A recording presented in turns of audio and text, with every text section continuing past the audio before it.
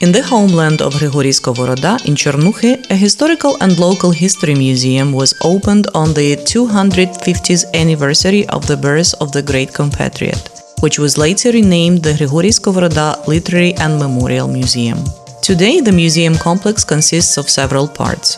The house, where the literary part of the museum is presented, the memorial square with the bust of Hryhorii Skovoroda created by sculptor Kogan, the symbolic estate of Skovoroda's parents, the recreational garden of divine songs, and also the art gallery, which was opened quite recently in 2022 to mark the 300th anniversary of Hryhorii Skovoroda. All these objects together contain about 2,000 exhibits. We invite you to take a tour.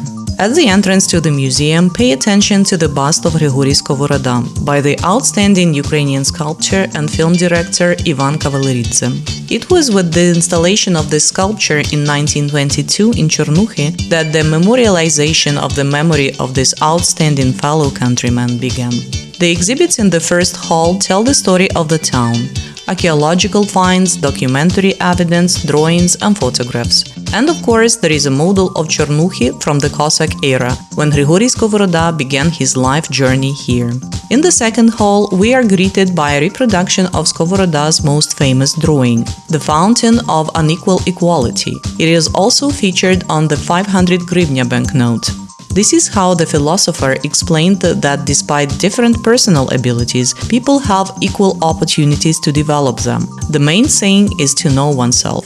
Tools and household items tell us about the childhood of Hryhorii, the son of Sava and Pelageia from the Skovoroda family. Skovoroda himself spent his entire life studying from childhood, learning, discovering and improving himself. In particular, the exhibits in the third hall, old prints, writing instruments, copies of letters, tell the story of Hryhorii Skovoroda's studies at the Kyiv Mohyla Academy, where he spent several years, and his musical education at the St. Petersburg Chapel, where he mastered various musical instruments and began to compose music.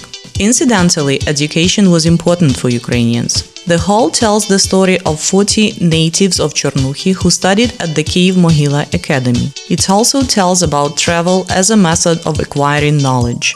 In particular, in 1745-1750, Skovoroda traveled throughout Europe. The next hall represents the next stage in the philosopher's life, his teaching career. Skovoroda was invited to teach poetics at the Pereyaslav and Kharkiv colleges. Unfortunately, this did not last long, as the teaching program developed by the philosopher did not comply with the established norms.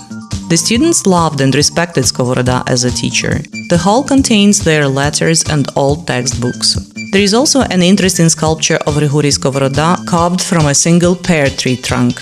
The exhibition in the last hall is dedicated to Skovoroda's travels, to which he devoted the last years of his life. It tells about the places he visited and the people he met, and about his last trip to Ivanivka in the Kharkiv region, now Skovorodinivka, where the philosopher's earthly journey ended. In the hall, in a place of honor, there is a box with soil from the grave of Hryhorii Skovoroda, whom the world pursued but never caught.